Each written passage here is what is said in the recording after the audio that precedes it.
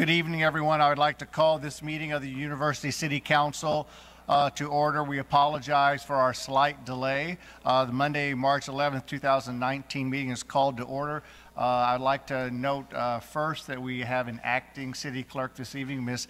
Deanna Burris is taking the place tonight of Laurette Reese, who is in a training session. So would you please call the roll? Councilmember Clay. Councilmember Carr. Present. Councilmember McMahon. Here. Councilmember Hales. Here. Councilmember Cusick. Here. Councilmember Smotherson. Here. Mayor Crow. Here. Thank you very much. I believe during the study session we had a couple of changes that were going to be made to the agenda. I would accept a motion from any member of council that we are going to move the consent agenda item number J2 down under item K, the city manager's report, and Mr. Smotherson asked for a discussion only tonight of District Athletic Commission. May I have a motion to amend the agenda as presented? Mr. Smotherson, is there a second? Seconded by Ms. Carr. Any discussion? Hearing none, those in favor please signify by saying aye. Opposed? The ayes have it. Thank you very much. We have no proclamations. You have before you the February 25th regular session minutes. Is there a motion that they be approved? Motion by Mr. Cusick. Is there a second? Seconded by Ms. Carr. Any discussion? Hearing none, those in favor please signify by saying aye. Opposed? The ayes have it. You have before you the February 25th joint study session meeting on the EDRST board. Is there a motion to approve? Ms. Carr, is there a second? Mr. Hales. Any discussion? Hearing none, those in favor please signify by saying aye. Opposed? The ayes have it. Under appointments, I would like to nominate Sue Schmaltz to be a member of the Park Commission, replacing Clarence Olson. Is there a second? Seconded by Ms. Carr. Any discussion? Hearing none, those in favor please signify by saying aye. Opposed? The ayes have it. Mr. Smotherson. Yes, sir. Mayor Crow, I would like to nominate Kathy Stratman to the Senior Commission, replacing Dorothy Merritt, whose term expired. There's a motion. Is there a second? Seconded by Ms. Carr. Any discussion? Hearing none, those in favor please signify by saying aye. Aye. Opposed? The ayes have it. There are no swearing in. We've now moved to the first section of the agenda for citizen participation. This section of the agenda is for non-agenda items. It is limited to 15 minutes. When you approach the podium, we would ask that you give your name and address. Limit your comments to 5 minutes. I will try to give you a warning a little bit ahead of time. Please note that when you go over the 5 minutes, it is not only a little bit of a challenge to us, but also to the other people who would like to speak this evening. The first request to speak on a non-agenda item is, I believe, Mark Mannion.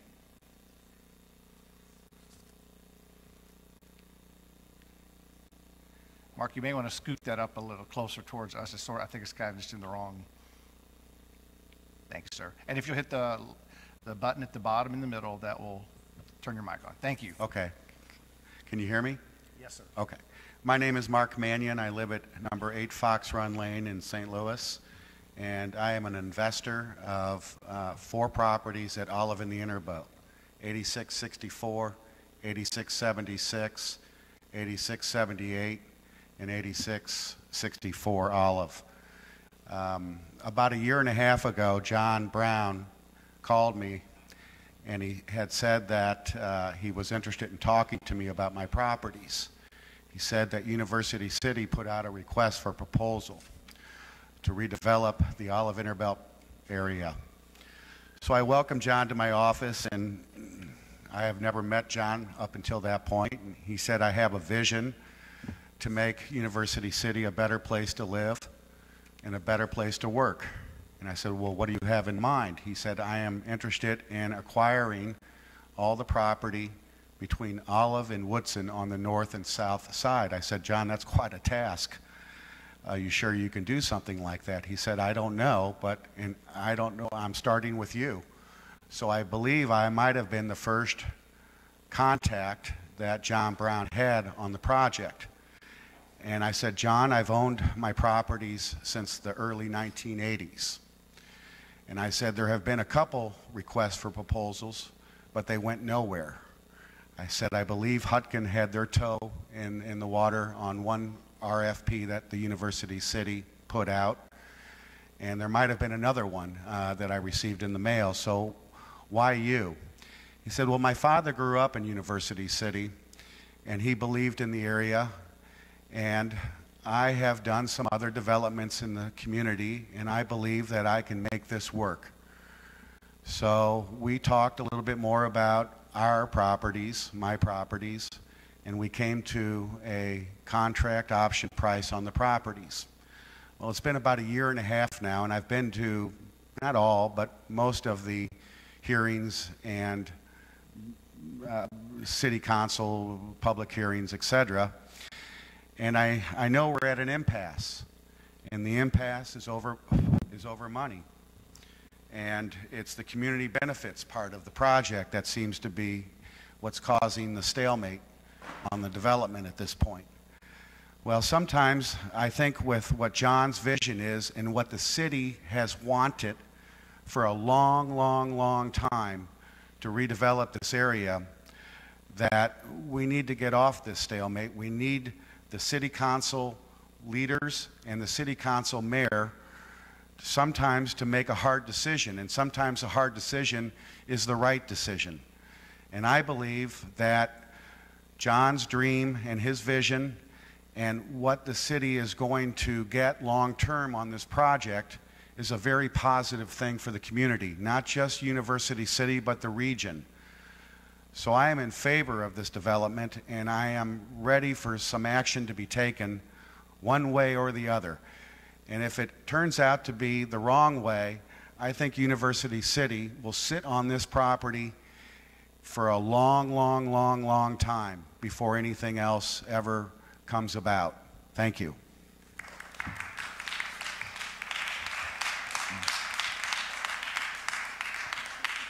Our next request to speak is Mr. Leif Johnson. I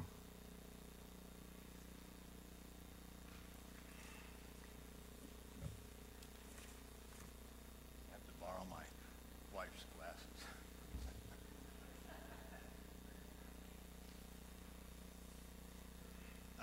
I'm Leif Johnson, 836 Barclay Square, Sioux City.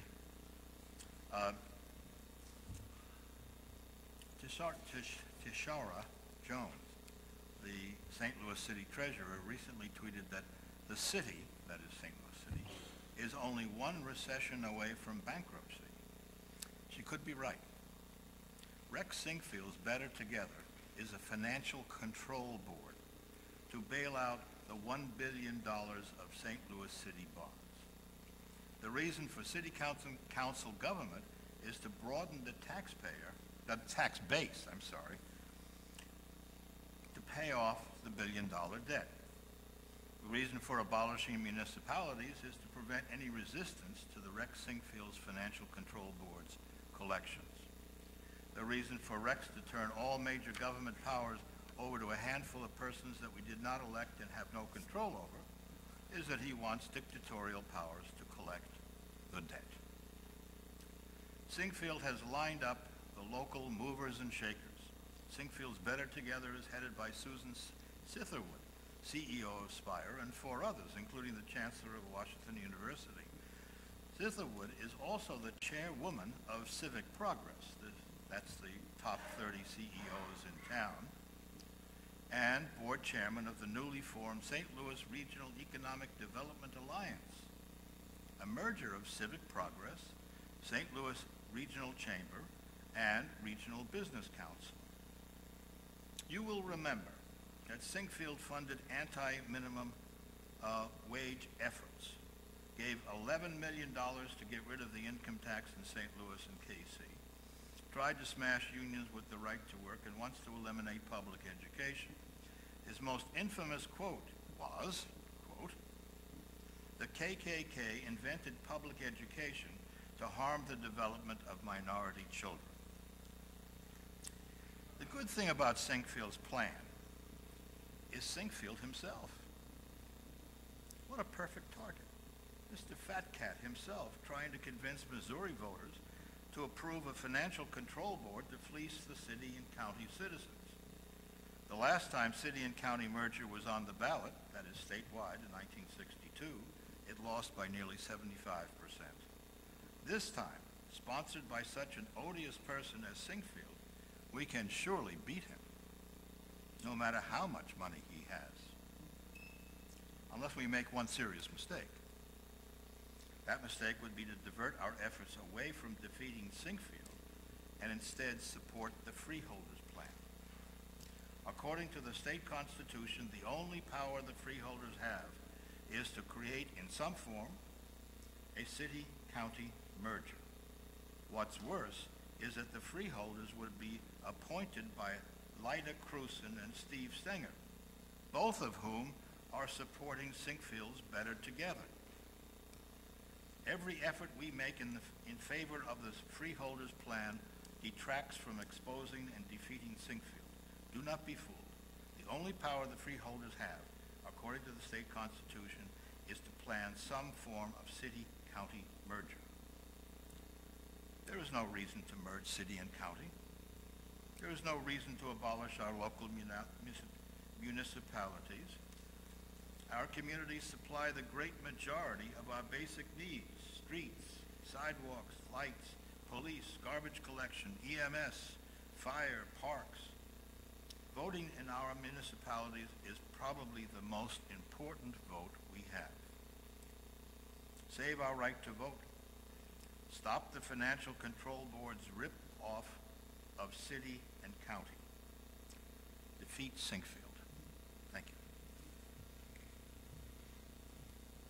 Our next request to speak is Ms. Jan Adams.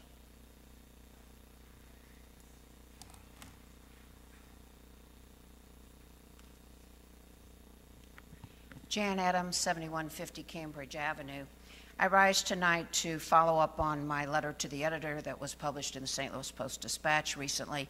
As you know, there's a limited amount of words that you can use in a letter to the editor, so I did not go into any details regarding the risk-benefit analysis that I think is necessary.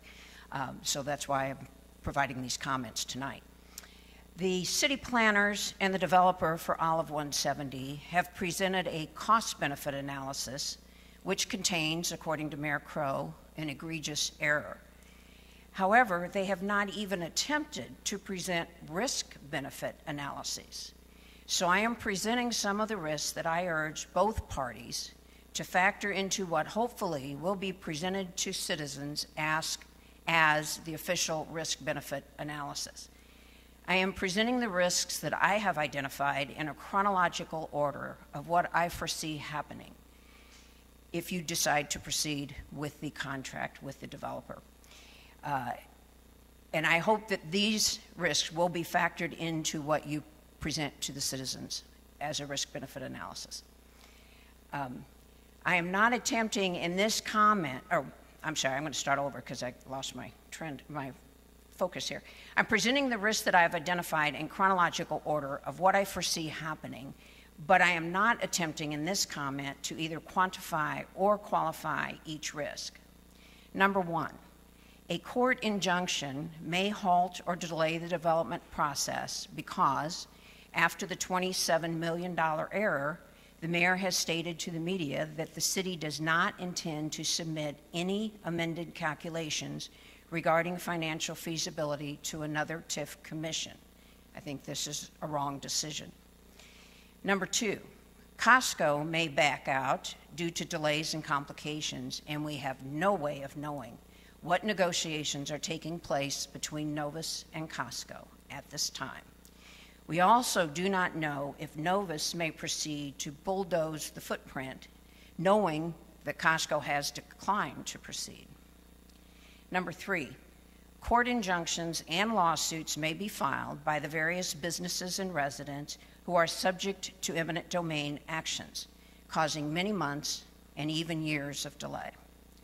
Number four, the developer may back out due to the reduced revenue projections or his inability to obtain the necessary bonds. Number five, the developer may bulldoze the entire footprint for the Costco and then back out due to personal financial deficits that he incurs. Number 6, Costco may decide to build a warehouse instead of a retail store due to the trend toward online purchases, and we lose the projected sales tax revenues. And finally, Better Together may pass, and we may lose control of the development. The city should provide us with a detailed risk-benefit analysis and provide any and all documents to support such an analysis before proceeding any further with this development. And I ask that my comments be made a part of the minutes of the record. Our next request to speak is Mr. Jonathan Brown.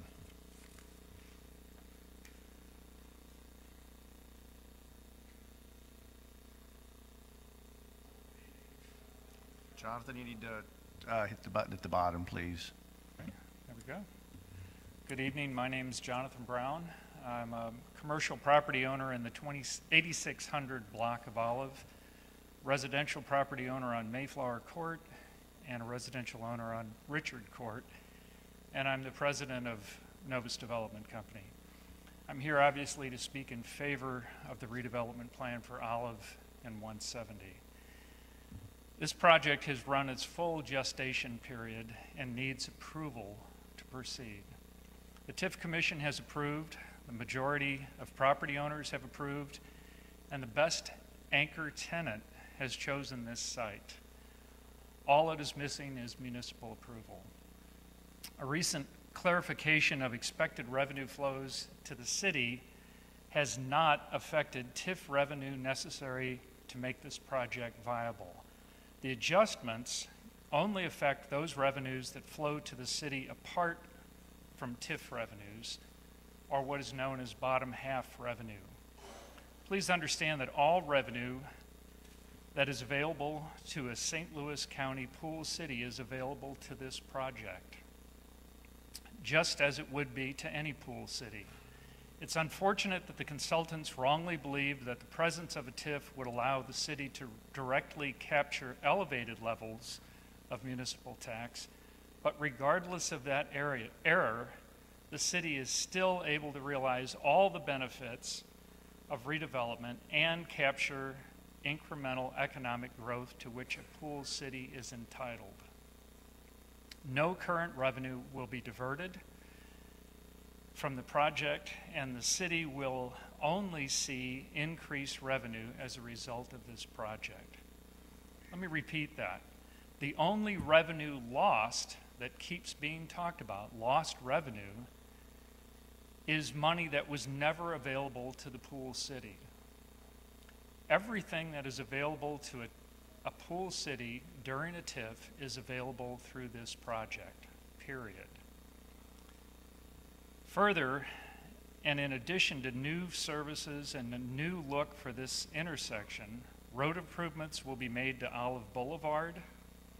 Current standards, which do not exist today for stormwater and water quality, will be built into this 50-acre site, and the project will bring an anchor tenant who is known for being the highest paying tenant in its category, as well as benefit provider. You know, the unnamed tenant, which we all know, is known for their quality as an employer. That is something that every municipality seeks and is available to this municipality if you choose. Numerous property owners have patiently waited for over a year for city action. It is now time for the city to show leadership and vision. Unfortunately, contract deadlines and tenant interests are finite and will not survive endless extensions.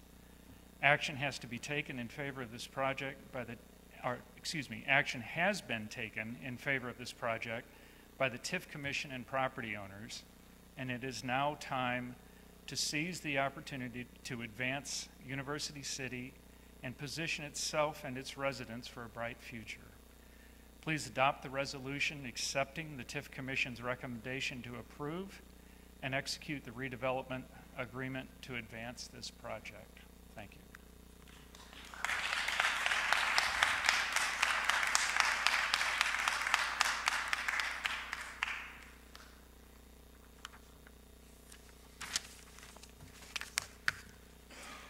That concludes this portion of the citizen participation of the agenda. We're going to now move forward with the public hearing.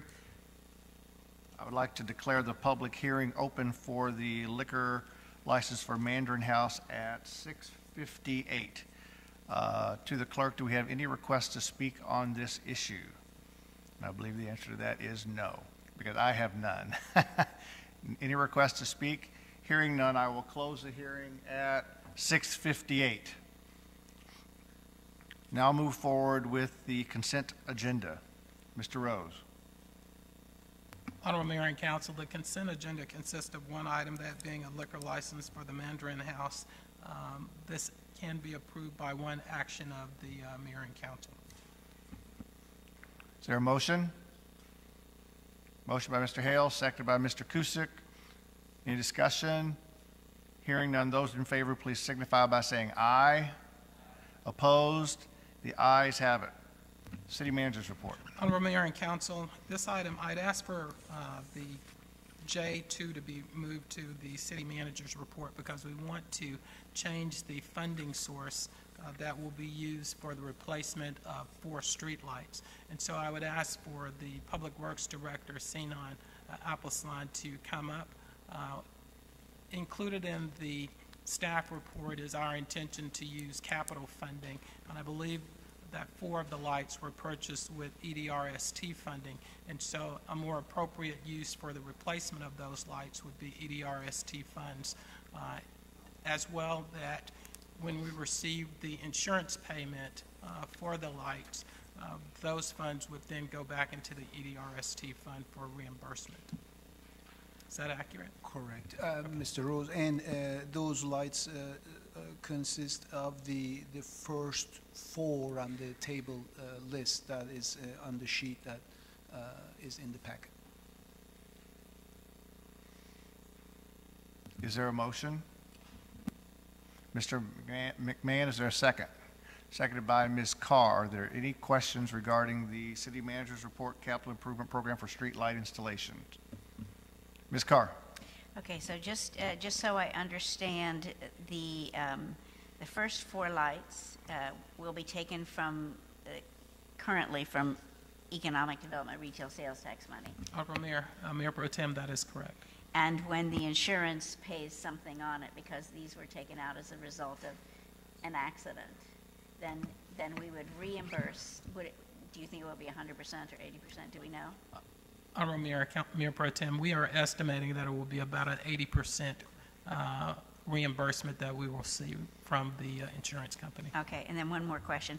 These 4 lights were then put in probably sometime around 2010 or maybe a little bit before by the monies that were then invested on improving the Olive streetscape. Is that correct? Correct. Okay, thank you very much. Any other questions? Hearing no questions, those in favor, please signify by saying aye. Opposed? The ayes have it. Thank you very much. We'll now move forward. We have no unfinished business, no new business. We will move now to council reports and business. Mr. Smotherson had asked that we have District Athletic Commission discuss. Mr. Smotherson. Mayor Crow and Council, I just, this was a simple request, and just to try to get some information about the District Athletic Commission. And I'm not sure if you remember this, but the previous mayor, I guess, was part of, set this up in agreement with the school district. And so there's now, so that this District Athletic Commission, she also appointed a council liaison, and I'm just wondering if you could look into verifying whether that's something we're going to continue, and if that position needs to be filled, because it was previously filled by Councilman Glicker. Thank you. I believe that the city manager has nodded to me that we will do an examination of where that stands, and as we all learned growing up, you learn something new every day. So we'll see what is happening with that particular commission. Thank you. I didn't mean to skip by any of the commissions or boards that people may want to make a report on before we move to the next part of the agenda requested by Mr. Hales and Mr. McMahon. Ms. Carr. The Stormwater Task Force met a week ago Tuesday, and in your packets you are provided with some preliminary data. No, you don't have to memorize it, and there will not be a pop quiz. But this was the data that came back from the surveys that were sent out asking homeowners had they experienced flooding, and if they had, what kind of flooding it was. So as you can see on one of the pages, between the data that the Stormwater Task Force has collected and the MSD data, we have covered all of University City, and it's extensive. And they are continuing, these are engineers, they are continuing to tease the information out of the initial data. So there will be further reports coming, but this was the preliminary. Thank you. Mr. Cusick. Thank you, Mayor. I would like to remind everyone that Tuesday, April 2nd is Election Day, and for everyone to get out and vote. And also I would like to push a word out there for Prop L. So we need people to get out and vote for Prop L. If you don't know about it, please visit the library's website. It's so that the library will have a little bit more money to make capital improvements to the building, and we can continue to have this wonderful library in University City. Thank you. Mr. McMahon. Oh, I apologize. Oh, that wasn't for me? Mr. McMahon. Thank you. Mayor, I just wanted to report on some developments with CALIP. They had traditionally been putting together kind of documentary-style movies, and recently they made a change. They were doing shorter videos that had been authorized, and they were doing directed grants for more positive stories about University City. And their first grant round was completed. They had 19 applications. They gave out 5 grants of $3,000 to certain individuals, and I'm just going to try to get through them real quickly. If I mispronounce their names, I apologize. Byron Selton for University City, A Day in Bloom. Thomasina Clark for The Loop, Authentically Nostalgic.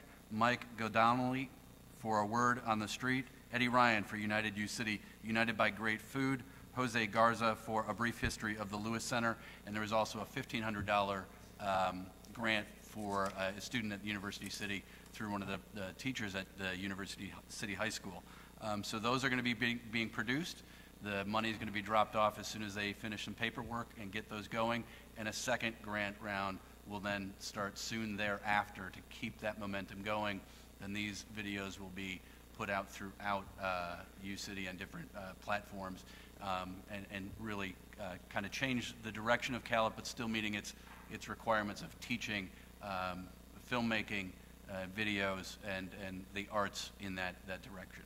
So that's the report from CALIP. Thank you very much. The next agenda item was put on the agenda by Council Members Hales and McMahon. We have a number of requests to speak to the sponsors of the discussion. Do you want the council discussion first or the citizen comments first? Mr. Hales, Mr. McMahon? Well, I suppose I could give. I'd like to just sort of give my intro to it, and then I think for those in the room who might not be aware, I think many of you are aware of this agenda item. Saturday before last, Councilmember McMahon and I were on the phone multiple times during the day, as I was with the city manager, regarding the parties that took place in Rosedale Heights and Ames Place relative to Mardi Gras, with about 900 to 1,000, I think, of their students. Following that, there's a letter that's been circulated, and I would like to just read the contents of that into the record. This was a letter that I sent to officials from Washington University. I'm writing all of you to share my frustration and anger related to the events I observed that transpired this past Saturday with your students in the Rosedale Heights and Ames Place neighborhoods. Shortly after 10 a.m. Saturday morning, I received a phone call from a resident about hordes of Washington University students making their way to numerous Mardi Gras parties in the 6600 blocks of Washington and Kingsbury, and that the WashU police were not present. I arrived about 10:30 and stayed for almost 3 hours. I observed the first WashU police officer arrive shortly after I arrived, with the first U City police officer arriving about the same time, followed by a second U City police officer and a second WashU police officer. The crowd was growing exponentially, with students literally coming from all directions on foot and by car. I watched over that next 30 to 45 minutes, I watched as a third and fourth and fifth and sixth and seventh and eighth and eventually a ninth University City Police car showed up as the crowds grew to fill the rear yards and alley behind Kingsbury and Washington. Our police officers estimated they dispersed close to 1,000 people over a 2-hour period. I want you all to understand that all of our uniformed University City police officers that were on duty that day were required to respond for the calls related to your students and their parties in the 6,600 blocks of Kingsbury and Washington Avenues. In all, 10 police officers responded along with 2 WashU police officers, and they did an excellent job under very challenging circumstances. I cannot emphasize enough, it took all 10 of our uniformed police officers on duty to respond, and they were assisted by just 2 WashU officers.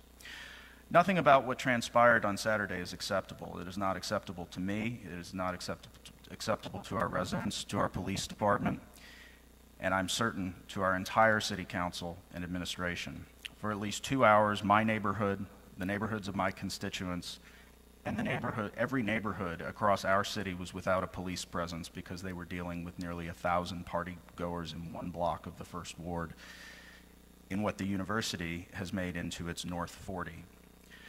As I asked one police officer after the crowds had dispersed, what if we had an emergency situation anywhere in our city right now? The response was, quote, we'd be screwed. Where does that leave our community? As you know, we've long had conversations about the drain of our city resources directly related to Washington University. We've talked about streets and sweeping, among other issues, but this weekend clearly highlights the most important impact, the impact to public safety for our residents in our city. There's no question in my mind that what transpired this weekend and the police resources required relative to your students left the rest of our citizens of University City unnecessarily and unreasonably vulnerable. I'm told we issued 8 summonses and made 1 arrest. I think your students were quite fortunate in that regard, as I'm sure our police department was most focused on dispersing the massive crowds. In all, I observed well over 100 students walking down our streets and sidewalks with open containers of alcohol, from cans and bottles of beer to one young woman drinking directly from a bottle of wine as they made their way to the parties. I observed 2 students urinating on the fence of a single-family home at 6663 Kingsbury, and observed other partygoers walking through their yards, even entering the backyards of single-family homes. They apparently felt quite comfortable with their behavior. Later that day, I was saddened to learn of a fire in one of the university-owned properties on Cates. I'm thankful that no one was injured. I happened to watch the Clayton Fire Department ladder truck and a command vehicle respond to the scene and drive on Hanley from my living room window. I cannot help but be reminded that all of the resources deployed to protect your property and your students, of all the resources deployed to protect your property and students, only Clayton is compensated by the university to provide your fire protection. This weekend highlighted what our community has been discussing for a number of years now. While Washington University is a wonderful institution to have as a neighbor, the university has caused an indelible strain on our community and our city's resources. Our relationship is terribly out of balance. Our neighborhoods were not designed to be your North 40. Perhaps you have the luxury of not being accountable to our citizens, but I do not. How would you suggest we explain to our citizens why there were no police in their neighborhoods because they were forced to deal with your students' block parties? We should all be very thankful that there was not a life-threatening emergency for any of our 35,000 residents during that period of time on Saturday. Our community was put at an inherent risk, and our police officers were put at an inherent risk as they were one by one called from our neighborhoods to assist and respond to your parties. As each officer was pulled away from their district to assist, it left the other officers in a potentially vulnerable position of having to be the first one on scene to a dangerous call in another part of the city without immediate backup available. I will close with this. It is unconscionable for our city and for our taxpayers to bear the burden of providing all of our on-duty uniformed police officers to deal with your students and their parties. It is unconscionable that our neighborhoods were without a police presence for nearly 2 hours because every available resource was required to deal with your students and their parties. Whether it be Wild or Super Bowl Sunday or Mardi Gras, there is never an occasion for the public safety of our community to be compromised in the way it was on Saturday. What happened on Saturday cannot happen again. Collectively, we have to find a way to find balance in our relationship so that the impact of the university is not to the detriment of the neighborhoods and the public safety of our city. I look forward to having those conversations soon. And I did hear back. I understand there are representatives from WashU here tonight. I don't know that we have any requests to speak from them, but I do appreciate the response that I've been given, and I do plan to meet with representatives of the university very soon. That is where I'll leave it for right now. I have a few more things later. Mr. McMahon, would you like to speak, or would you like to wait? You're not on.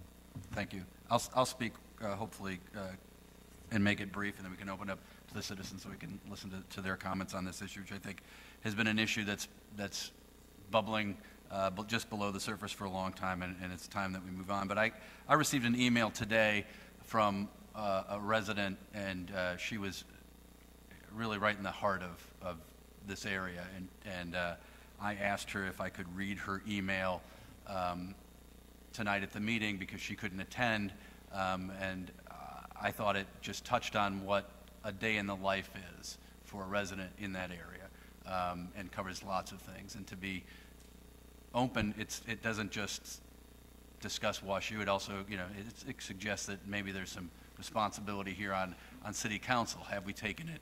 Have we done what we could do, us or past? But these are her words, and this is what I promised her I would read tonight.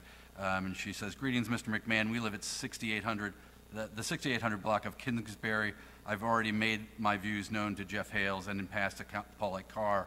I'm not able to attend tonight's meeting, so I wanted to at least communicate to you my views.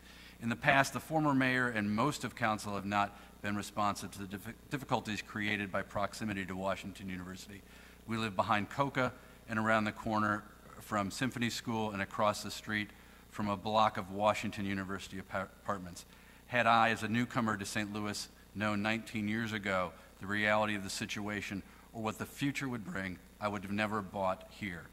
The city approved the expansion of COCA against our stated wishes and has taken no notice of the congestion and parking issues created by increased population density of dormitory apartments. Not to mention the slowdowns caused by the trolley 2 blocks away, the assurances by COCA and WashU that they would coordinate events at those 2 venues to minimize neighborhood impact were of course nonsense, and I checked their schedules and found regularly scheduled events simultaneously. Problems of construction. Last year we were evacuated from our home for the day in the rain with 2 dogs, a sick child, and no coats because a Washington University contractor hit a gas line in front of our house and next to our car so that we could not use it to escape because the ignition might have ignited the gas. I, my sick son, my 2 dogs just stood on the corner in the rain watching a stream of emergency vehicles arrive while we waited for my husband to arrive from West County so we could sit in the car and try to figure out where we could go to wait with 2 wet dogs and a sick child. We never received as much as an apology. Our lawn was torn up by laying of pipes and was inadequately repaired so that I will need to fix it myself again. I don't think they fixed the chopped sidewalk. I also work at home on a computer and have to endure the construction noise. Problems of partying. Each year we endure numerous revelries, whether for so-called holidays or just because warm weather permits. These often require police attention, students pouring out of the main party site like attendants falling out of Groucho's packed stateroom. They flood the streets, noisy at all hours. We arrived home once at such a time and were struck by a log jam, unable to get to our house for a considerable time. On that occasion, I had gone to pick up my husband from his office because he was working quite late and began to feel ill, too ill to drive home. but I wasn't able to get to our house to get him home to bed. Now our son, now 12, has since he was a little one, has been kept from sleep by such disruptions and often expressed fear of the bad people were out on the streets and would they come get him. On one occasion, I opened the front door to try to ascertain which building the groups of students were heading to, and I was confronted by a student urinating on a tree in front of our house. On a different occasion, in broad daylight, and for no apparent reason because there was no party, students were urinating in front of a WashU building on Washington across from the post office. I was simply walking to mail a letter. Following such revelries, there are bottles and cups strewn throughout the neighborhood. I came home from my father's funeral to find Solo cups and beer bottles in my lawn. Problems with parking. This is an ongoing issue. And I hate to just ramble on, but this is the day in the life of one of the residents. Problems with parking. This is an ongoing issue that regularly disrupts peace of mind. There is no security with parking in front of our houses, which is supposed to be private, will be available. I have to think twice before using my car on weekends because I may not be able to park when I get home. But it's not just weekends. I come home from shopping with a car full of bags and find spaces taken. Over the years, we have come home from the hospital, doctor's office, urgent care to find we couldn't park near our home. The last time I checked, we are taxpayers, while Washington University is not. I don't understand why our concerns are not addressed and why the university needs to get off scot-free. It seems to me that Washington University needs to pay for services rendered in addition to paying for its upkeep. They should need to pay a fine for the noise and party complaints requiring attention of the police. Perhaps they will impose penalties on the students long enough to get their attention. It seems to me that the concerns need to be more strongly considered by the city with issues of zoning, population and density, and so on. Sincerely, Carol Wise. And I just want to point out before I move on a little bit that we are looking into issues of zoning and population densities and so on. We're looking into those issues and how we can maybe impact these issues through those means.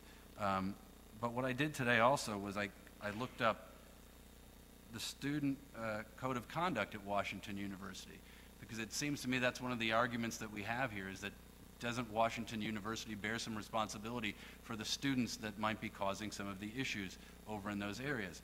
And when you read the Code of Student Conduct, generally it kind of defines out University City. Most of the definitions relate to students and defines them as students or Washington University property or affiliated properties. And I get that they might have an issue with how do we police people that don't live on campus? How do we watch out for them? But when you read through it, you find things like number 6, conduct which is disorderly, lewd, indecent, and which disturbs the peace on university-owned or affiliated premises. They don't define affiliated premises, so whether or not an entire apartment building that might be lived in by WashU students is affiliated, that's another question we could talk about. But certainly you would have to agree that in their student code of conduct, urinating in front of someone's home or urinating on a Washington University property, as spelled out in that email, would fit this. And whether or not students are being disciplined for that, we'd like to know. Also, in the student code of conduct, when there are misdemeanors or felonies that might have occurred within the jurisdiction of University City, they should be referred to us. That's what they say, but they don't say they shall, they may. The question is, how many have been referred, let's say, in the last 5 years, so that we know maybe what WashU police have found out about, but did we get told about it? Could we take steps to then be the adult in the room to discipline those students? I don't know. Number 10, use, possession, manufacture, or distribution of alcoholic beverages except as expressly permitted by law or university policy. I think what Mr. Hales witnessed with open containers up and down the street would be a violation of that code of student conduct. And that's not limited to Washington University property or buildings. It's anywhere. Unauthorized entry, deliberate destruction of, damage to, malicious use of, abuse of university, public, or private property. As Mr. Hales witnessed with people walking through our residents' yards, that would violate their code of conduct. If the argument from Washington University is these students rent from private individuals, that's something that's in University City, then as I mentioned earlier, we're looking at our zoning, our enforcement, how we take care of it. If we have to step up to be the adult in the room to help those young individuals learn what it means to be a good neighbor, then that's what University City needs to do. And that's, I think, the tone and a direction that this council might be in agreement on would be moving towards. If we want to work cooperatively, but if we have to, those are the things that we do as a city. Thank you. We have a number of requests to speak on this issue. I think the first one is Suzanne Greenwald. And again, please give your name and address when you come to the microphone, and please follow the 5-minute time limit. Thank you. Bottom center. Okay, thank you. Suzanne Greenwald, 836 Barclay Square. I am here tonight to add my voice to the voices of many other U-City residents who are protesting the fact that a wealthy U-City property owner, Washington University, refuses to pay for the services that U-City provides. Washington University is one of the wealthiest schools in our country. Last year alone, their fundraising efforts, which is not their only source of revenue, yielded over $3.75 billion, which was over $1 billion more than they had set as their fundraising goal. Scholarships are offered to those who cannot afford to pay. Washington University does not qualify for a scholarship.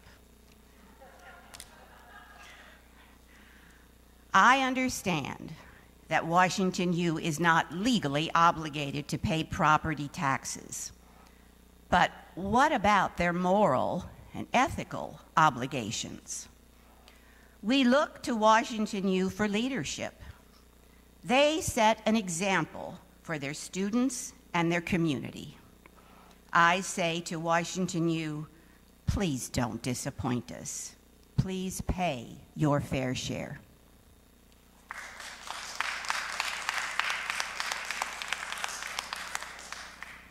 Thank you. Our next request to speak is Siri Moran.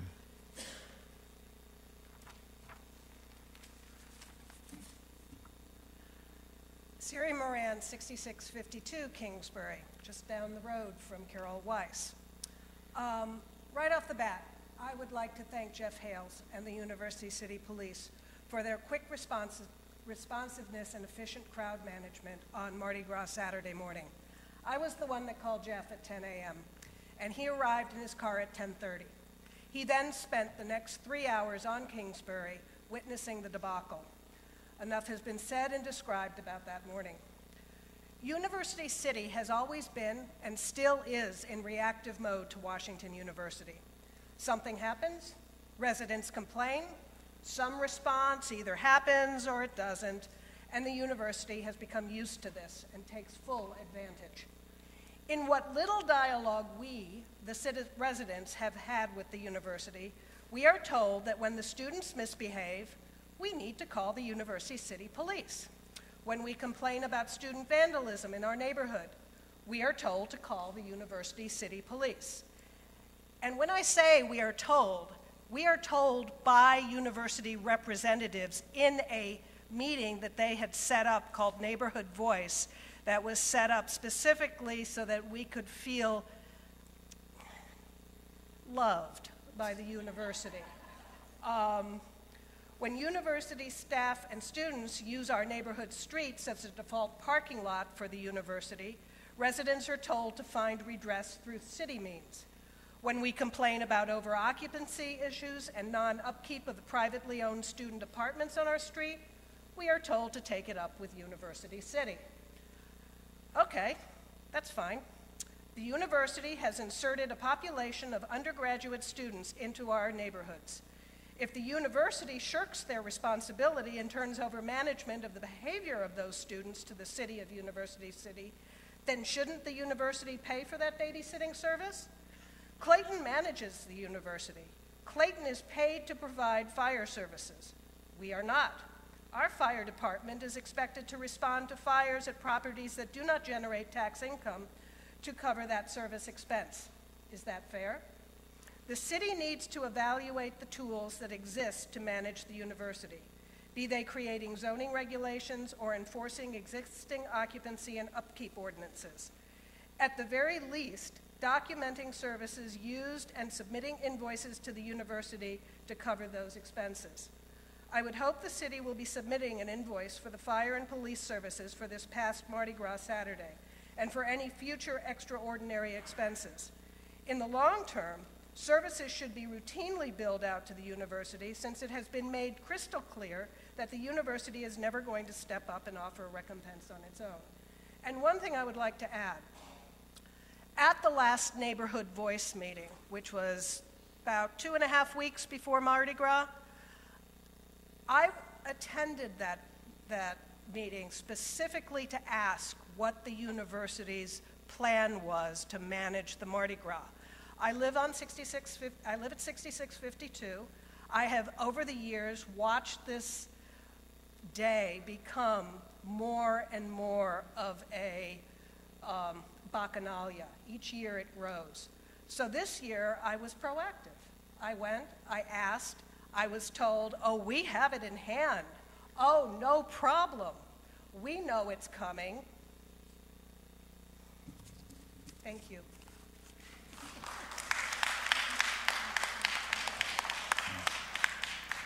Our next request to speak is Ms. Erin Ginsburg.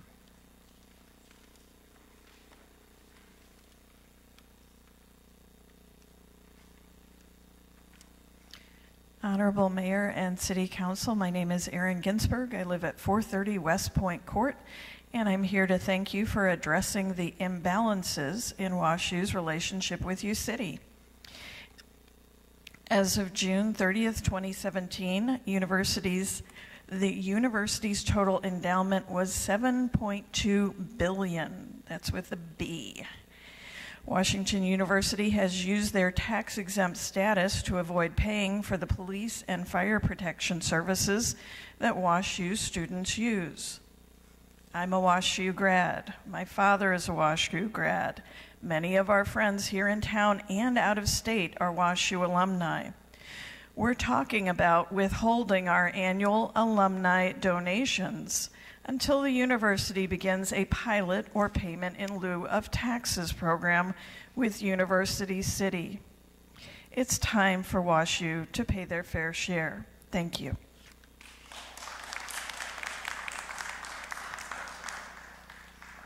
Our next request to speak is Kathy Freese.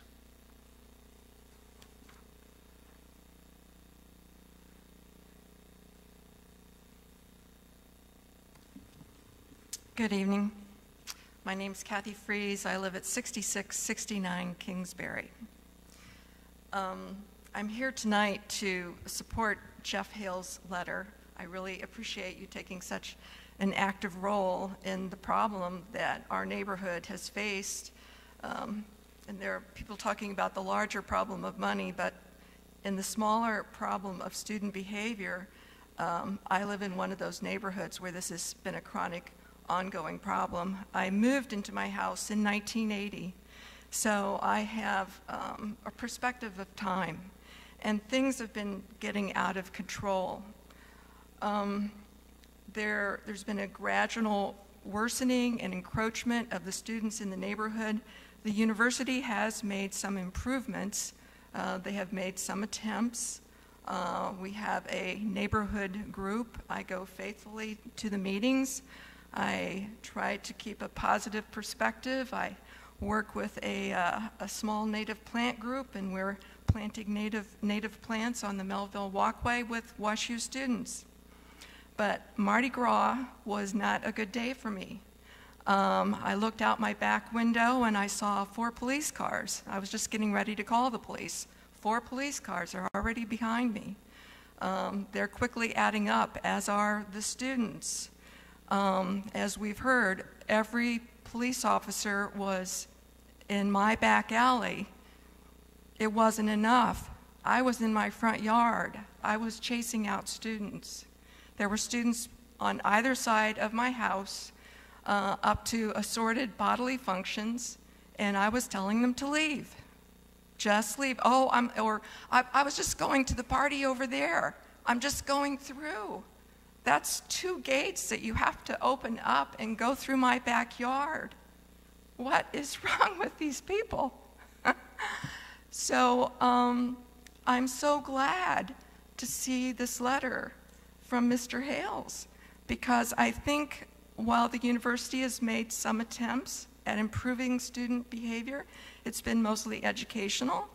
And when you're drinking and drunk by 10 in the morning, that really goes out the window. That has no effect at all. So I need my city to stand up and help us. Thank you.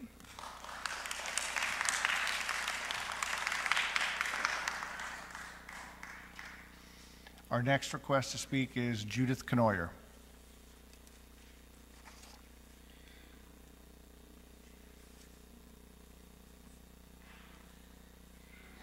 Good evening. My name is Judith Knoyer. I live at 6404 Cates Avenue. This is Ward 2, not Ward 1. Nevertheless, I wanted to thank the council persons who have been involved in this whole question of university resources and Washington University. This is an issue that has been on the back burner for a long time, as I understand, although my history in U City is not as long as some of the others. I wanted to thank personally Mr. Hales for all the fine work that he did in monitoring the situation and in keeping the citizens abreast of what was going on, of communicating with the university as well as the police. To Mr. McMahon for his part in bringing this forward. And I would also like to thank Councilwoman Carr, because I was personally involved in the to-do with the fire. I was trying to get out of my street, and it's a one-way street. There was a block at the end because all of the fire trucks were down there fighting the fire. I was able to get out by backing up. The the fire engine from Olivet came in behind us. I asked Councilwoman Carr what had happened, and she was very prompt in getting back to me with what had happened. She also has communicated very well with us concerning the whole situation. And I want to say that I am very thankful for what I have heard from the council people tonight, the fact that this is on the agenda, and I hope that this is a signal that University City will be going forward to address these long-standing issues with Washington University, and that under new management of our city, we will see University City coming to the table as an equal partner in the dialogue and hopefully the fruitful action between U City and Washington University to see that University City is attended to in a way that is just and fair. My husband and I will not be giving any more money to Washington University. He's an alumni. But after hearing this tonight, we will not be doing that until we see some positive action. Finally, I am just really outraged by hearing what people in the neighborhood in Ward 1 have had to go through in this whole interaction between Washington University and University City. I thank you all very much.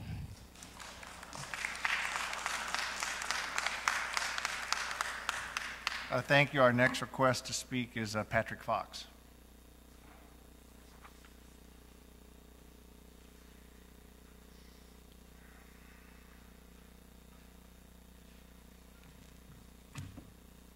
Thank you. My name is Patrick Fox. I live at 1309 Purdue Avenue. I want to take this opportunity while the City Council and representatives from Washington University are together in the same room to again express concerns I have with the untenable relationship that currently exists. The events transpiring over Mardi Gras are just a sampling of what's to come. There are many instances in which the city has provided services without any meaningful contribution from Washington University, and that is not only unfair, it has and will continue to present a major safety concern for both residents and students. Last week, St. Louis County Council member Tim Fitch placed a request for legislation that would put forth on the November 2019 ballot a proposition that would remove the county police's ability to deputize WashU's police department. In his words, this would effectively cripple the authority of Washington University's police. What is the university's plan should this occur? Will University City have to yet again pick up the slack? It will have to. The only time the university ever pays taxes is when they benefit in other ways, mostly by its use of historic tax credits. It is extremely manipulative that the university exploits historic tax credits in our city by its related entities until it no longer suits them financially. Many other distinguished universities find it appropriate to contribute to their local government to help defray the cost burden placed by them being a part of the community. Just think about that. This is a community. Other than providing a place to learn, how else do you contribute to our community, Washington University? You have given nothing but token grants that in no way fill the enormous inequity that you create for residents. Why have you not actively pursued a pilot? You have considerable resources to do so. In your fiscal year ending June 30th, 2018, your endowment earned $745 million in income. That is in addition to the $107 million in endowment gifts received during that same period, with no doubt a considerable amount available as unrestricted forms. Is that not enough? Perhaps I could also tap the nearly $11 billion in assets they hold in unrelated business assets. For those that are not aware, this component is for activities that WashU undertakes that are not related to education in any way whatsoever. Keeping in mind that it is clear they have no means to do so, yet flaunt in the face of residents that they do not feel they are obligated to help in any way. It's deplorable that we find our city in this position at the hands of Washington University. Shame on you.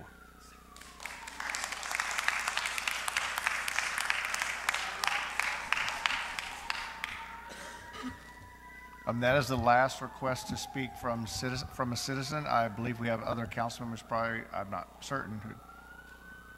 Mr. Hales has his light on. I just wanted to say real quick, I'm hoping we didn't miss anybody, did we, to speak? Had he signed up?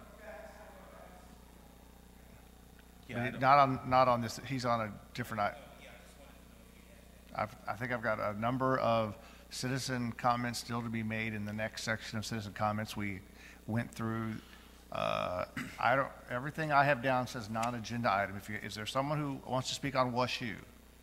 Okay. And that would be, I have it down, are you Peter? Yes. I have you down for Olive and 170. Yeah, and... Well, but you got, usually there's, for each one, there's two forms, but go ahead. I'm sorry about that. Can I address the... Yes. Okay. Please state your name and address. Yes, my name is Peter Burgess. I live at 755 Radcliffe in U-City. I just want to point out a couple things for larger context, because I know the focus has been on the incident that occurred over the weekend for the Mardi Gras party. But I just wanted to point out that this affects everybody in the city because the demands are put on the budget, whether you live on Kingsbury or you live in the north part of the 3rd Ward. It still affects everybody in the city because it puts a drain on the city budget. And if people haven't seen it, they should look up the July 2015 report that was put out by the advisory committee that the council directed to evaluate this issue. It's the U-City Washington U Advisory Committee, July 15, and in which they had several findings, one of which was that Washington University was the largest property owner in the city, and that if it paid the property taxes that it would if it were not a tax-exempt institution, that they would, and this is in 2015, they would be paying nearly $2 million a year. You compare that to what the city budget is, it is an enormous amount of money. Our tax base isn't enhanced by lots of people moving in. We already have high taxes. It puts a strain on the city because of the shift that goes to all the tax-paying folks that are funding the costs of services being provided to the city residents. It is not unprecedented, by the way, for universities to make payments in lieu of taxes, pilots, to the cities that they are in, and on whom they rely to provide services. Yale in New Haven, Boston and Harvard, Boston U and Harvard to Boston, and others. And also, just to give everybody an idea, I mean, we're talking about nearly 3,000 students, at least as of a few years ago, 1,400 of whom are living in WashU-owned housing.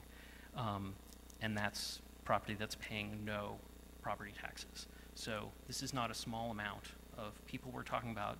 And last thing I wanted to is read one finding from the report. WashU tax-exempt properties and the students who live in them currently receive full city services, including police, fire protection, street maintenance, lighting, sewers, public parking lots, and street parking, use of parks and similar services, using well, I'll skip that part. Basically, I'll sum up with their finding. Based on their methodologies, which I think are quite reasonable, the value of the tax-exempt property to, that they estimate the service costs provided to these students is between $2.96 and $3.49 million per year. It's enormous. Thank you.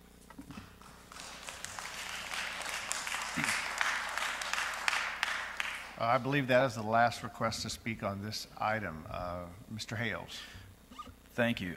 That was actually a great segue talking about the broader impact, because when Steve and I put this on the agenda, it really, even though we've spent a lot of time talking about police and fire, it really was devoted to all of our city resources that are required to provide service for the university. One of the things I did this morning was I thought, well, let's, along the lines of what Steve said, you know, some may say, well, the party was at a privately owned apartment building, and that's true. The parties, to the best of my knowledge, were not at university-owned properties. That's not really the issue. I have 2 pages that I put into this spreadsheet of just the properties in the 6600 block of Washington. The property, St. Louis County property tax records list when they were bought oftentimes, but they list the total number of units. In fact, they refer to them as total living units. And so I went down the entire 6600 block of Washington. And when we're talking about imbalance, this is it. There are 34 parcels that I looked up. 18 of them are registered as being owned by the university. That's 53% of one block on Washington. In total, there are 341 total living units for all of the, and there are a few single-family homes on that 6600 block of Washington. There's some 2 families. There's some larger ones. 341 total units in the 6600 block. 235 of those are Washington University-owned units. That is 69% of one block on Washington Avenue. This is where I think we all have to have a conversation, because Ms. Freeze, some of the other residents who spoke, Ms. Moran, these folks are caught in the middle of this. You know, yes, I had a question from the fellow at Channel 5. You know, we're next to the university. Some of this comes with the territory. This city was built next to a university. Those neighborhoods were built next to the university. They weren't built to be part of the campus, and that is what has happened. And that is why I think we are having this conversation here tonight, and I think this is not the beginning. This is not a one and done conversation that we're going to be having. This conversation started well before this. this conversation is going to continue well after this. But on the subject of just the more broad resources, I hope that we continue to discuss that as well. So thank you very much.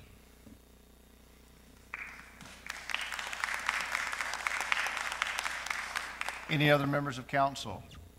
Ms. Carr. When I came onto council, I was told, actually before I even asked, that Washington University would not consider a pilot because, after all, they had 3 cities in which to pay a pilot. After all this time, I'm no longer interested in pilot. I'm interested because it's at their whim.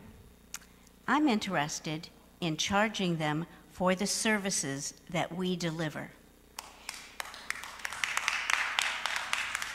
How much does it cost to make sure that we have extra police on staff to cover an event like the Mardi Gras? Because it happens several times a year. Maybe not as dramatic, but it happens several times a year. How much does it cost to make sure that our fire department is covered or that we're covered? We have to bring in our mutual aid for that fire. Just so you know, not all properties that belong to Washington University are on the tax rolls. In fact, I looked at 30 particular properties that are not on the tax rolls. One is a Castlereagh, that is in Ward 1. The rest, I believe, are in Ward 2, Lewis Center, and various, about 28 buildings in Parkview Gardens. And before you get too excited, every one of those buildings either has or is planning to apply, as Mr. Fox said, for an historic tax credit. So if you can grasp this, 30 buildings, they are put on the tax rolls, essentially owned by a for-profit corporation for a short period of time in order to take advantage of a tax credit when they in fact are not paying property taxes. They do pay some other taxes. They do pay utility taxes, and they probably don't pay sales taxes because they're a not-for-profit organization. So these 30 buildings will stay on during their renovation, and they will be renovated. I've been told that they get renovated to a much higher standard than they would be otherwise if Washington University was just paying for it themselves.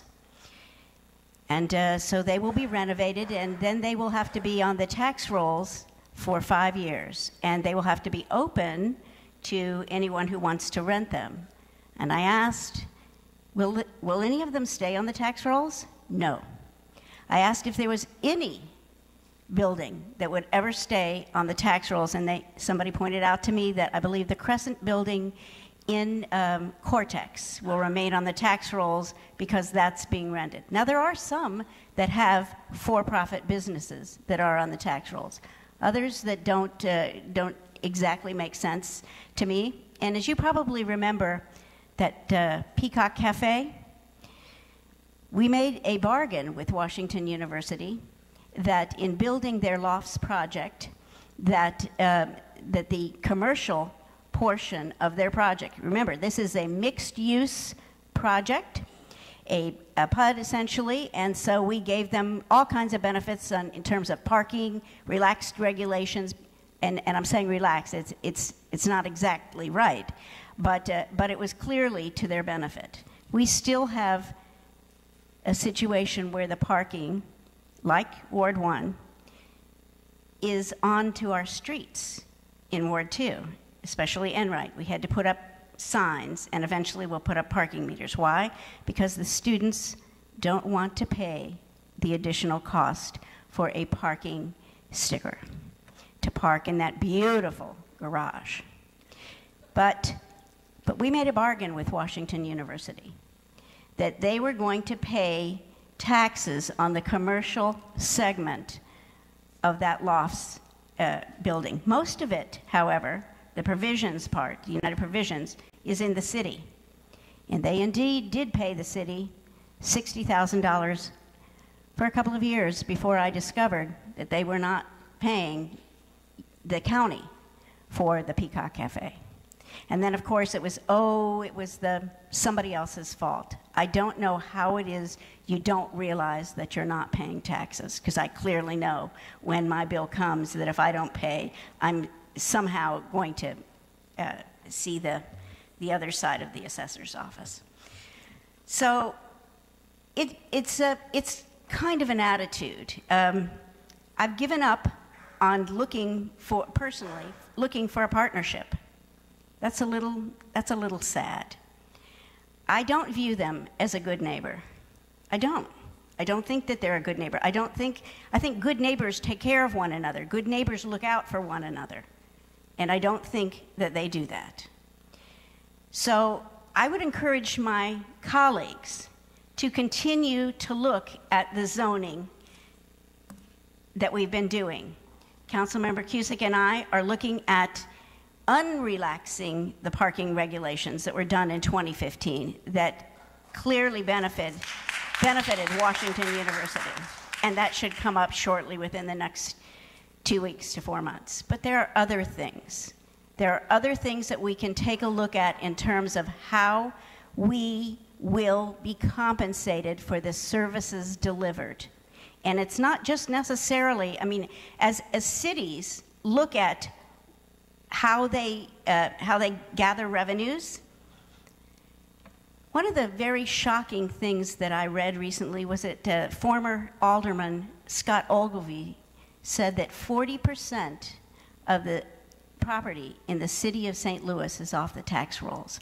How do you make it? I clearly don't know when 40% is off. It's a problem that needs a solution. And in many senses, that solution, I think, will be found here. I hope that Washington University will come to the table without demands. I believe Mr. Burgess mentioned the report that was done in 2015. That report was disregarded because we were told that Washington University did not have a part in that task force. That task force was a citizen task force with some very, very qualified people on it. And Washington University did make a presentation. And not only that, there was a liaison to Washington University, and that person consulted with Washington University, or at least Cheryl Edelstein, numerous times. I don't know how you can turn down something like that, hands down. I don't know how you can make demands on a city of residents who are picking up the tab for you.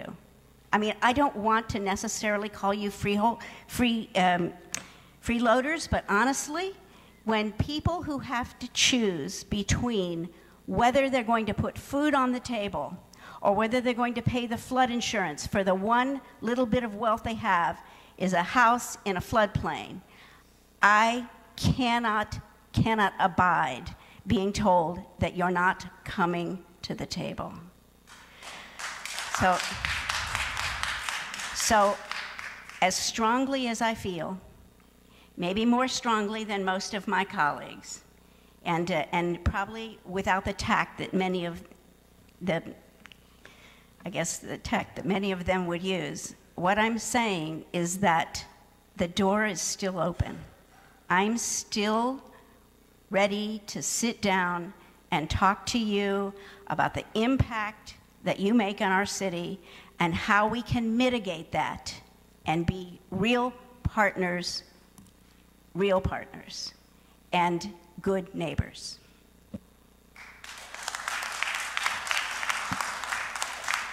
Mr. Cusick. Thank you, Mayor. I'd like to remind everyone again about the Washington University report that was completed in July of 2015, and let everyone know that we are taking that report very seriously and looking at the report and the findings of the report and the recommendations. I'd like to say that one of the things that the report very clearly came out and said was that there is a definite imbalance in the relationship between University City and Washington University City, and University City is on the losing end. the report clearly stated that Washington University should do more. And I would like to say that it is the residents, the taxpayers of University City, that is paying for the higher education of those students at Washington University. There is direct and indirect impacts upon all of us in University City. Directly, the people in the first ward that are having these neighborhood issues and finding students and their bad behaviors on their streets, their parking issues. That's a direct relationship, or that's directly impacting upon them and the quality of their life and the neighborhoods and their homes where they live. And they should feel safe and comfortable and proud to live there. The indirect impact that this has is for the taxes of University City. With all of the tax-exempt properties that are in University City that are Washington University owned, we have to come up with the amount of monies that we need to pay for our services, and it's the taxpayers that are doing that and providing services that are not being paid for by Washington University. I want to thank everyone that came out this evening and spoke, and I, as well as all of the members of council, I believe, have been receiving emails about what's going on with pilots. And incidentally, I agree with Council Member Carr about the pilot. I don't want a pilot either, because a pilot is voluntary. I want more concrete things that we can do. And we are looking at other things. We aren't just standing up here saying that it would be nice that we can do this. As she mentioned, as Councilmember Carr mentioned, we are looking at enforcing our parking and going back to what the parking codes were previous to 2015. We are looking at zoning ordinances and in strengthening those zoning ordinances. We're having a parking study completed so that we can look at the impact of parking in congested areas is and how it affects the people in those neighborhoods, so that they can come home at night or in the evening or on the weekends and they don't have to worry about having to park 2 or 3 blocks away. They can park in the front of their homes, the homes in which they pay taxes on.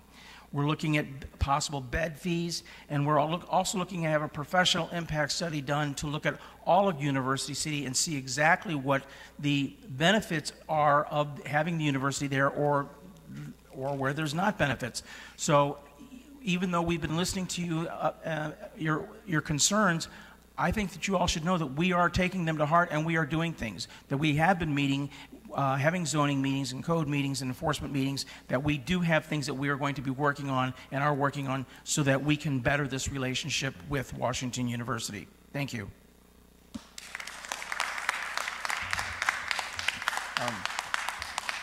As we move to the next agenda item, I would like to say a couple of things. As I'd said to the city manager earlier today, that having such an intelligent and engaged city council actually makes my job as mayor a lot easier. And I think you're seeing tonight how engaged the council is in this issue. Mr. Hales may have taken it to a new depth on Saturday, but really I do think that to all my colleagues, I appreciate that very much. To Ms. Freese, I think you actually summed things up very well. And at times we forget the micro versus the macro. And I lived in Ames Place for 7 years, and it's ebbed and flowed during that time and to this day. And I think this council understands that you each as residents in the entire city, but in particular the impacted neighborhoods, have a right to live in peace and tranquility. We realize that there are students in the neighborhood. I think WSU also needs to realize that there are homeowners in the neighborhood as well. And I would also say that on a macro basis, I think it is clear, as we've said for some time, that the relationship is out of balance. I believe that probably the Mardi Gras activities have become more of a flashpoint for this conversation, for better or for worse. But I have to say, when you're listening to Siri Moran talk, and she goes to a neighborhood meeting and she says, what are your plans for how to handle Mardi Gras? And they say everything is taken care of, and it's not. I think there is a day of accounting for that, because that really tells me that maybe not everyone is listening or planning. And to Siri and to the rest of the neighbors, you did your part. You did your part. Our neighbor did not. And as far as neighbors go, I would say that at some point in time, there is just the concept, and this is to the students, there is just the concept of being a good person and a good neighbor. And I don't think it's asking too much on the micro basis for the students to apologize. I think on the macro basis, I think it is clear that the council is ready to proceed forward with finding a way to balance this relationship. We would like to balance it in conjunction with the university, but we will balance this relationship. Thank you very much. We have a few other requests to speak on non-agenda items. The next request to speak is Aaron Ginsberg. And again, please state your name and address.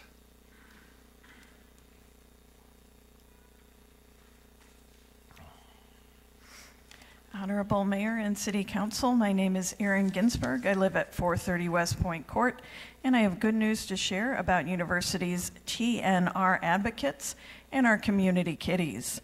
This past month, 6 more feral cats have been trapped, vaccinated, neutered, and returned. UCity's TNR advocates will be meeting with Mr. Cross March 22nd to discuss updating the part of our municipal code that pertains to pets. We are proud to partner with UCity's Community Development Department to get UCity's feral cat population under control through an officially sanctioned and humane Trap, Neuter, Vaccinate, Return program. Speaking of which, we'll be sharing information about the benefits of TNR at UCity's annual pet clinic on April the 6th at Heman Park Community Center. I have a flyer with info about the annual pet clinic, so please see me after the meeting if you'd like to know more. I also have flyers covering St. Louis Feral Cat Outreach's low-cost spaying program for community kitties, Carroll House's Quick Fix low-cost neutering services for pet dogs and pet cats, and Bi-State Pet Food Pantry's upcoming food distribution dates. Thank you.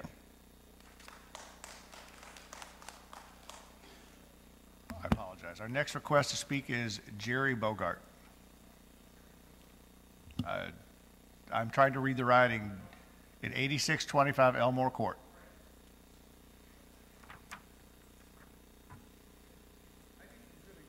Prepared for this. I just got back in the country yesterday from India. Okay, if you please give your name and address. Jerry Boone, 8625 Elmore Court, U City. I'm calling in terms of the project for been made.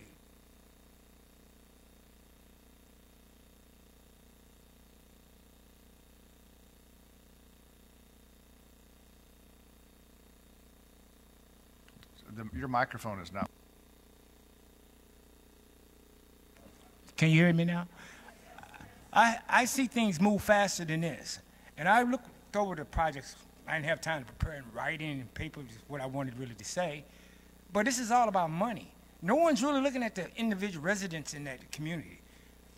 Costco's going to put an anchor store there, which is going to be $15 a minimum an hour for the people there. It's going to help people grow and develop. I never seen no project where it's been going on for 3 years. The last time I seen a meeting on this was nothing happening, waiting on you guys to make a decision. Yes, I wish you would. I mean, I own property in U-City, but I don't live in U-City, but I don't let people rent it or nothing. I keep it open. I keep it insured for uninhabited. I keep the property up and everything. I'm always out of the country. I ain't seen things develop quicker than this. I worked on the World Trade Center when it went down, 9/11 for disasters. Katrina, I ain't seen things move faster than this. I don't understand.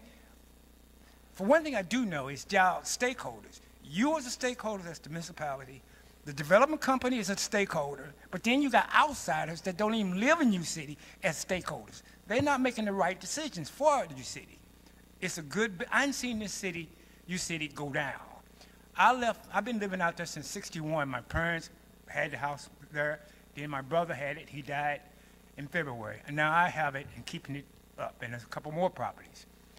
I left that property in 72 to go to Vietnam. Did 2 tours of Vietnam. Came back and looked around how it was looking when it's going down. Looked again, left town for special missions and stuff. Came back, I'm looking on the other side of the 170. Olivet is developing, but I'm looking at this side where Jeffrey Plaza is going down, and it's steady going down. Same thing when I did my research at WashU. I'm a WashU alumni graduate. When they was trying to develop the city corridor, the central corridor of St. Louis City, they messed that up. And you see how the city of St. Louis look. That's exactly what's going to happen to U City going to Olive. You're going to mess up the contract, going to expire, and we're not going to go nowhere with this. I mean, I'm not a politician. I'm an engineer and stuff. I develop things, and I make decisive decisions to what needs and troubleshoot. But you guys are sitting around. A decision needs to be made. We've been waiting 3 years. I called, and today, only reason why I know it was a meeting today, because I called and said, what's going on out there? Any decisions made? And I ran over here as quick as I could, never got a chance to get ready or dress up for it, but I want to know what's going on. You know, this is ridiculous. It's a yes or no. Do make a decision. It's the people of the city, residents of U City should be making the decision. You guys work for the citizens of U City. They are the main stakeholders. And that's all I wanted to say. I had to get that off my chest because I've just been waiting 3 years to see what's going on. I'm developing, and every time I go out of town, I'll be gone 3 months, 4 months. I mean, I just developed a project we did in India, bigger than U City, and then it takes them 9 months. I mean, a third world country make decisive decisions quicker than we can make it? Something I ought to think about. Thank you.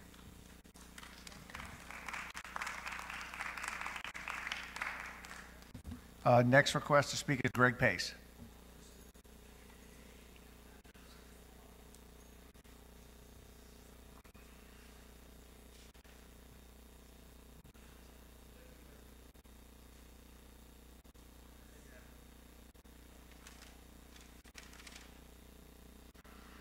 Sorry, old and slow. Greg Pace, 7171 Westmoreland. Several topics came up, and I really wasn't planning on speaking too much, but I guess my first outrage is the Mardi Gras party, and I didn't get invited. Were there beads, Jeff? Was that part of the? Come on, I'm just trying to lighten up the mood. In solidarity, I will not be given to WashU anymore. Okay. Being serious, Jeff mentioned the fire contract that Clayton has with Washington University. Some time back, I put Fire Brass in contact with Cheryl Edelstein and said, hey guys, go over there and get this contract. At that point, it was up to around $350,000 a year. We could do it without any additional cost, I thought, and we have a larger department than Clayton, and I thought we had a good story. I don't even know if they followed up. I don't know if anybody on this council has followed up. We should be lobbying for that contract, folks. I mean, it's $350,000 laying on the table. It would, WashU could, buy some goodwill by giving that contract to us, but we got to go for it. I was on that WashU advisory board. I was the lone nay vote on the report. It's flawed. The previous speaker talked about that's in the report how the services that the residents of the WashU property they get, and they amount to so much. And in the report, it doesn't show that WashU only not pays and the residents property tax, real property tax, which is, last time I checked, was 14% of our budget. So 86% of our budget, all those taxes, fees, and whatever, they're not exempt, WashU and their residents, so they pay that. So it's only 14% that they're not paying, and that was a big miss as far as I was concerned in the report.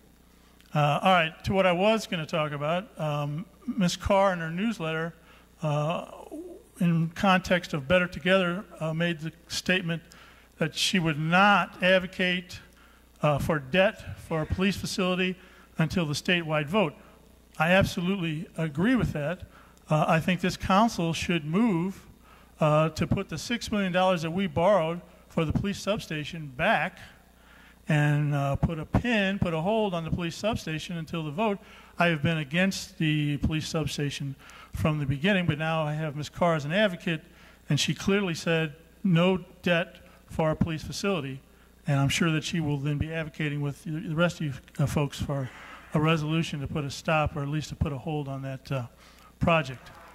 The other thing I want to comment on was the pay ordinance that was recently passed. It seems fiscally irresponsible. I didn't have a chance to review it for the final vote. My apologies. I do a lot of research, but I can't get to everything. Once I looked at it, it seemed crazy. As an example, we recently hired a director of communications, and I was told that the salary was $93,000 for that person coming in. As of March 1st, with this new pay ordinance, that pay jumped up to $104,000. That's an $11,000 increase. That's insane. This person was just hired, and we didn't give him another $11,000? Is that fiscally responsible? Anybody want to shake their heads? Yes? Really? Council? Anybody? The firefighters, the paramedic firefighter pay, the privates, top pay went from 69.6 grand to 80.3 grand. That's a 15% increase. That's, whoa. I mean, it takes 5 years to get to top pay. It doesn't take long. And hey, you know, the cost of returning EMS to U City just went up, folks, just went up a lot. You know, of course, I'm against that. And I want one closing statement. If this council does win and if return EMS to U City, I would suggest that, because council is all about the people on this one, about the service and safety of the individuals. I've been told many times it has nothing to do with being subservient to 2665. So if that's the case, I would urge council to instruct the city manager that if we take that service back, that we post our ambulances, just like Gateway does. Send the crew out for 4 hours at a time, say.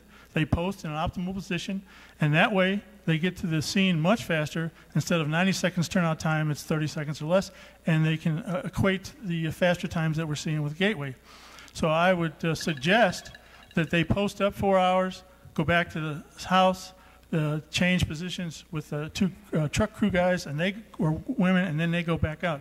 Mr. Pace, your time has elapsed. Just about, sir. Just a couple seconds. Well, it actually has elapsed, but okay. I know, but just asking for a little break here. And so I think that the council should urge the city manager to do exactly what I'm saying, is post our ambulances. And I'm sure the union would be all for that, you know, because, hey, they're all about the people of U City and serving us best. Thank you. Next request to speak is Ms. Jane Adams.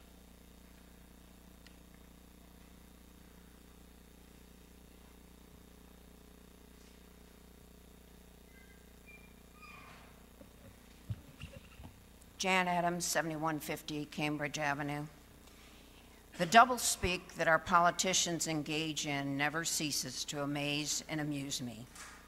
At the last council meeting, our members were complaining about how the Better Together merger would put them out of their part-time job.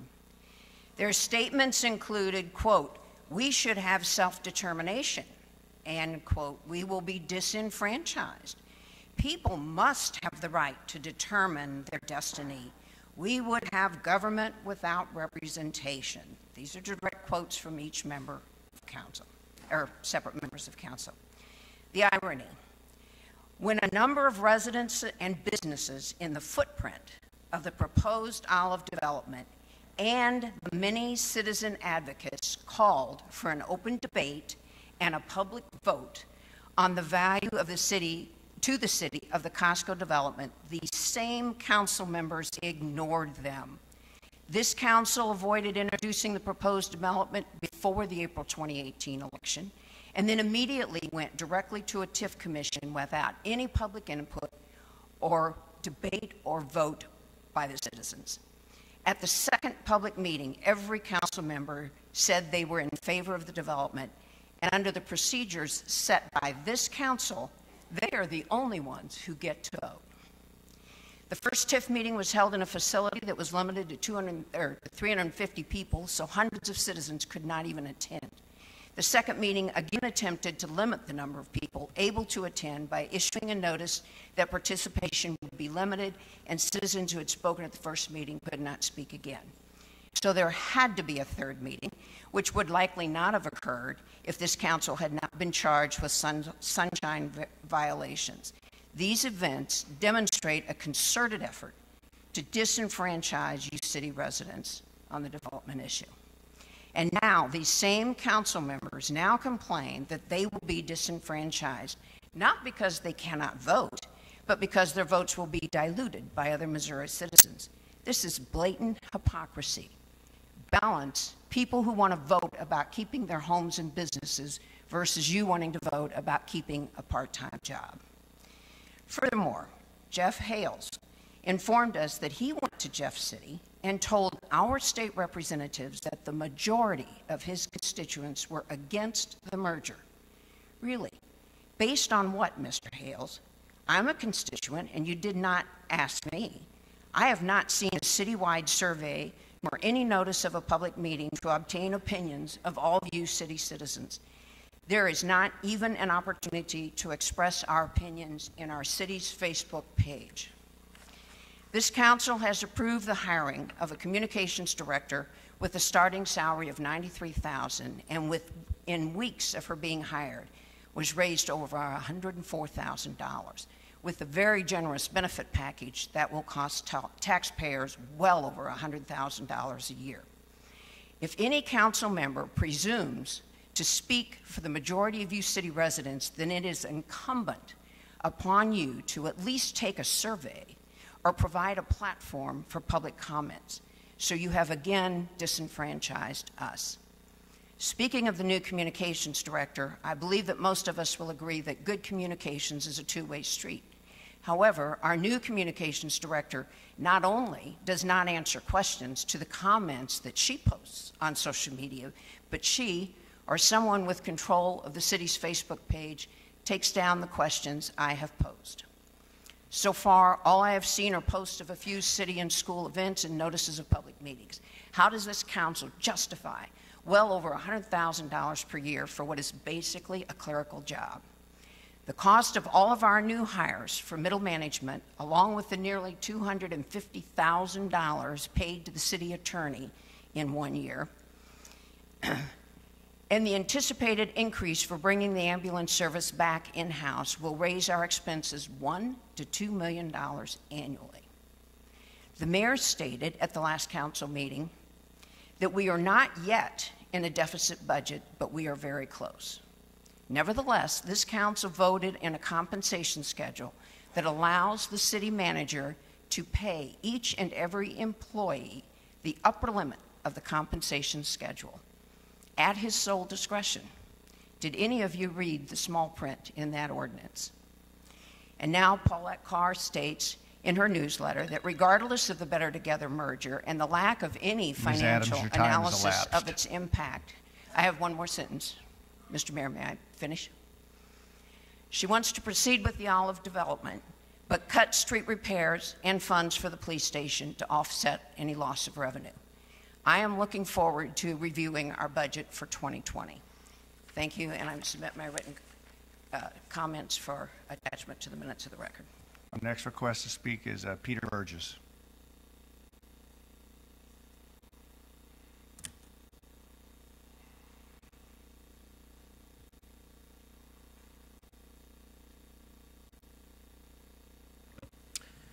Hello, I am here to speak about two issues related to the Olive 170 TIF project. The first is the inadequacy of the briefing project. Can you give your name and address? Oh, I'm so sorry. Peter Burgess. I live at 755 Radcliffe in U Heights. The first is in the inadequacy of the briefing process for this project. My criticism isn't about the number of meetings, limitations placed on attending, or opportunities for all stakeholders to participate, rather what project was actually being discussed. In a couple significant ways, we now know that the project that was advertised to public stakeholders is different than what it is now, and that once the actual structure and projections are determined, what it is now, and that once the actual structure and projections are determined, that it then should be properly briefed. The most significant of these changes to the project is the disappearance of $25 million in sales tax revenues, more than $1 million a year spread out over 23 years. This is money that the city had banked on receiving in its budget, including in its assumptions, and pointed to in order to garner support for the project, and now it's gone. The project had been advertised getting these funds, and now it won't, and that's a major impact. The other change of the project I wanted to highlight is something that would seemingly be at the heart of why this project is supposedly so needed. Existing businesses are doing it for the city, and a major TIF project like this is needed to increase revenues. So it's pretty important to accurately reflect the amount of revenues those businesses are generating. Unfortunately, that's not what happened here.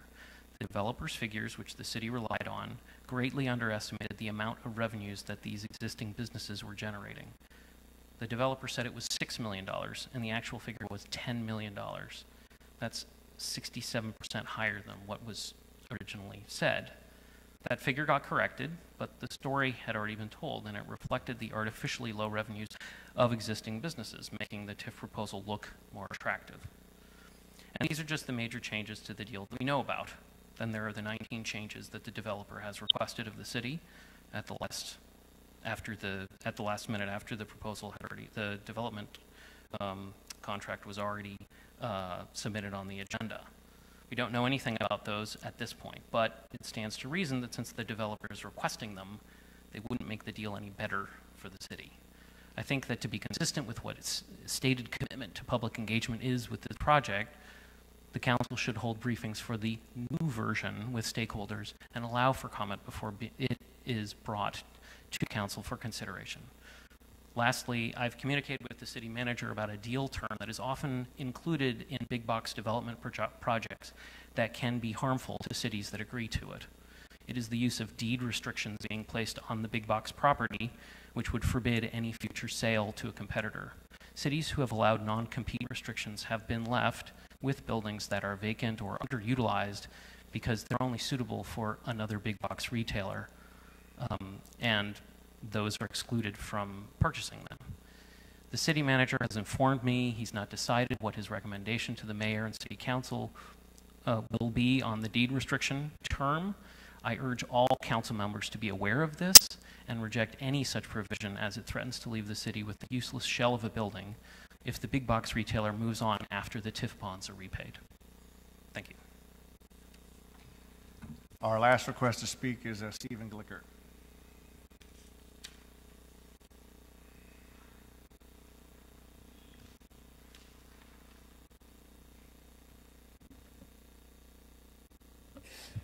Good evening, Steve Glickert, 7750 Blackberry. Sorry I'm late to the party.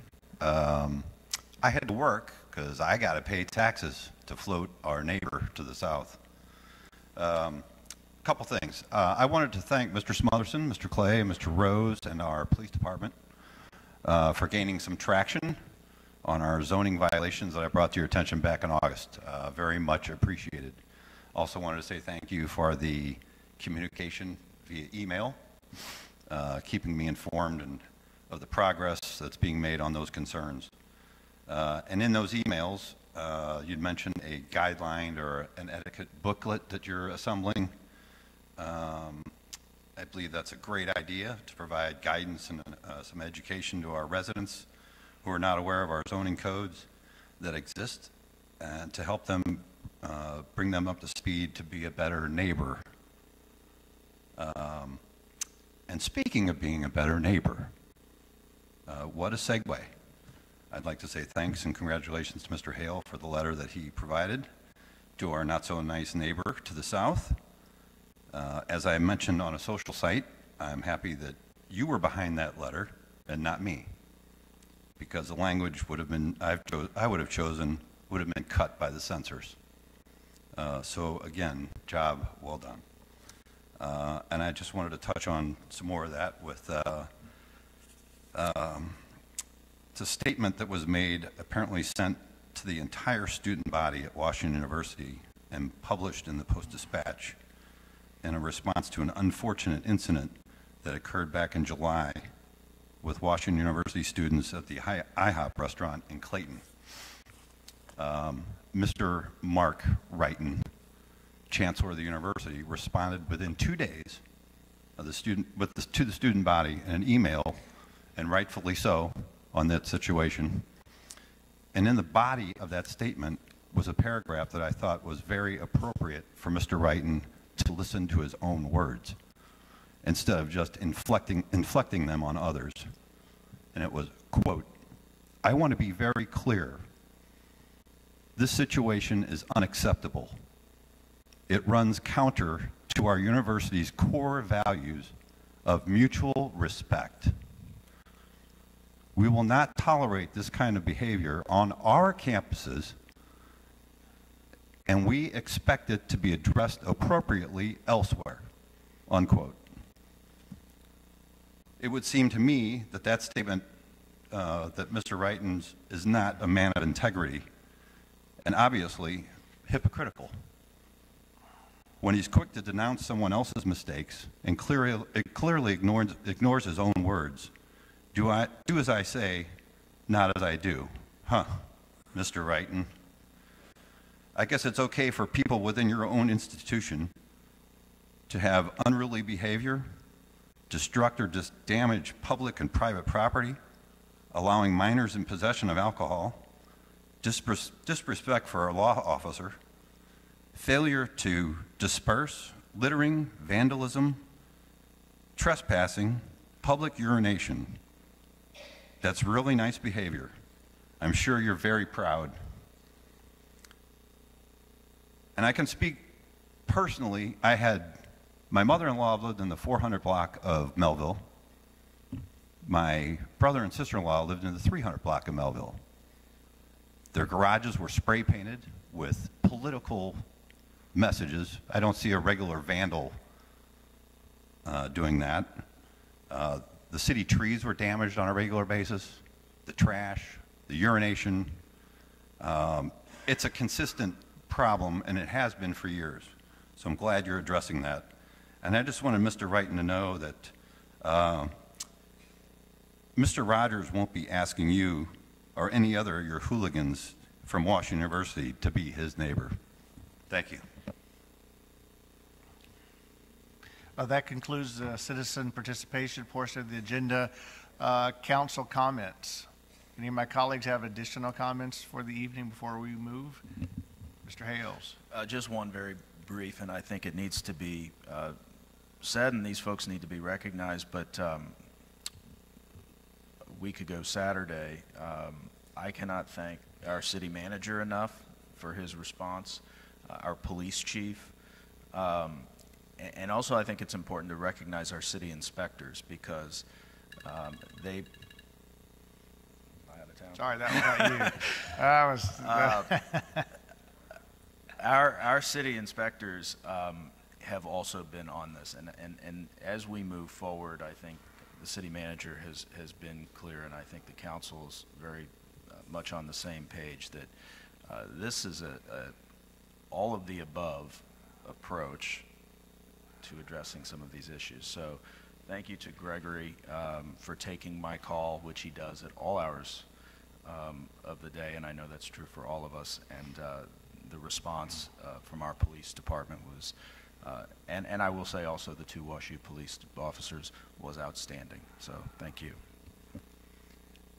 With that being said, I would welcome a motion that we go into closed session regarding to Missouri Revised Statute 610.021, legal actions, causes of actions, or litigation involving a governmental body. Motion made by Ms. Carr, seconded by Mr. Clay. Would you please call the roll for the roll call vote? Councilmember Cusick. Aye. Councilmember Smotherson. Aye. Councilmember Clay. Aye. Councilmember Carr. Aye. Councilmember McMahon. Aye. Councilmember Hales. Aye. And Mayor Crow. Aye. Thank you very much for coming this evening.